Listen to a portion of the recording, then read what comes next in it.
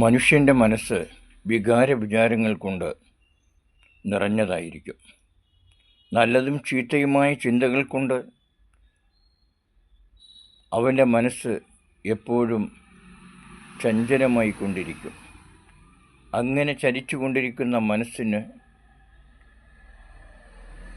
നിയന്ത്രിച്ചു കൊണ്ടിരിക്കുന്ന ആ മനസ്സിൻ്റെ ഒരു നിയന്ത്രണത്തെക്കുറിച്ച്, അതെങ്ങനെയായിരിക്കണം ആ മനസ്സ് എന്നതിനെക്കുറിച്ച് നബി സല്ലല്ലാഹു അലൈഹി വസല്ലം തങ്ങൾ പറയുന്നുണ്ട്.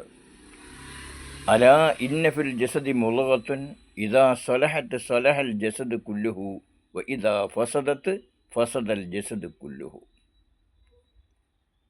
അലാ അറിയണം, ഇന്ന ഫിൽ ജസദി മുളഗത്തുൻ തീർച്ചയായും മനുഷ്യ ശരീരത്തിൽ ഒരു മാംസക്കട്ടയുണ്ട്. ഇദാ സലഹൽ ജസദ് കുല്ലുഹു ആ മാംസക്കട്ട അത് നന്നായി കഴിഞ്ഞാൽ സലഹൽ ജസദ് കുല്ലുഹു അവൻ്റെ ശരീരം മുഴുവനും നന്നായി. ഇനിയോ ഒയ്താ ഫസദത്ത് അത് മോശപ്പെട്ടു കഴിഞ്ഞാൽ ഫസദൽ ജസദ് കുല്ലുഹു അവൻ്റെ ശരീരം മുഴുവനും മലിനപ്പെട്ടു കഴിഞ്ഞു. ഇതിൽ നിന്ന് നാം എന്തു മനസ്സിലാക്കണമെന്ന് ചോദിച്ചാൽ, നമ്മുടെ ഹൃദയം, മനസ്സ്, ആ ഹൃദയം നന്നാക്കണം.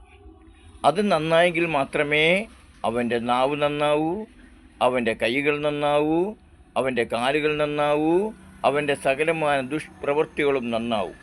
ഇങ്ങനെ എല്ലാ പ്രവൃത്തികളും നന്നായി തീരണമെങ്കിൽ, അവൻ്റെ ശരീരം മുഴുവനും നന്നാകണമെങ്കിൽ ഹൃദയം നന്നാകണം. അതുകൊണ്ട് ഹൃദയം നന്നാക്കിയാൽ മാത്രമേ മറ്റ് പ്രവർത്തനങ്ങളെല്ലാം നന്നായി തീരൂ. അവൻ ചെയ്യുന്ന സൽക്കർമ്മങ്ങൾ മുഴുവനും നന്നായി തീരണമെങ്കിൽ ഹൃദയം ശുദ്ധമായിരിക്കണം, ഹൃദയം നന്നാവണം.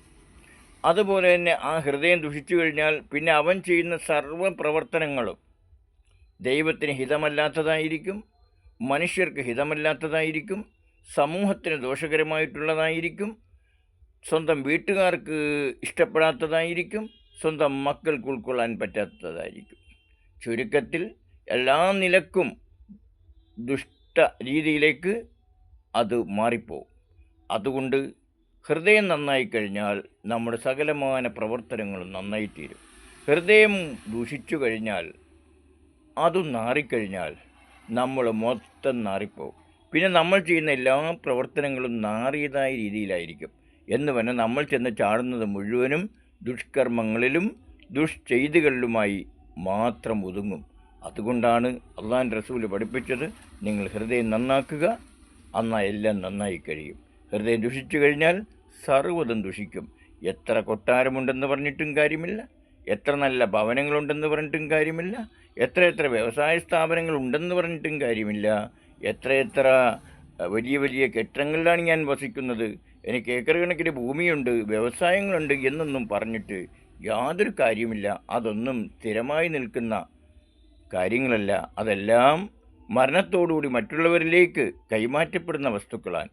അതിനൊന്നും നമുക്ക് അവകാശവാദങ്ങൾ ഉന്നയിക്കാൻ യാതൊരു ഗത്യന്തരവുമില്ല എന്ന് നമ്മൾ ഓർക്കുക. ദൈവം നമ്മളെ അനുഗ്രഹിക്കട്ടെ.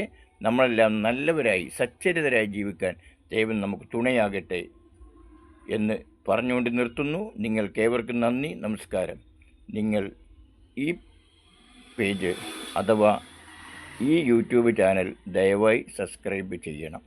മാത്രമല്ല, കൂട്ടത്തിൽ വിരൽ കൊണ്ട് ചെറിയൊരു അമർത്തി ഒരു ലൈക്കും കൂടി അങ്ങോട്ട് ചെയ്തേരെ. എങ്ങനെയെങ്കിലും ആരെങ്കിലുമൊക്കെ വയസ്സന്മാർ രക്ഷപ്പെട്ടു പോകണമെങ്കിൽ പോയിക്കോട്ടെ എന്നൊന്ന് വിചാരിക്കുക. നന്ദി, നമസ്കാരം.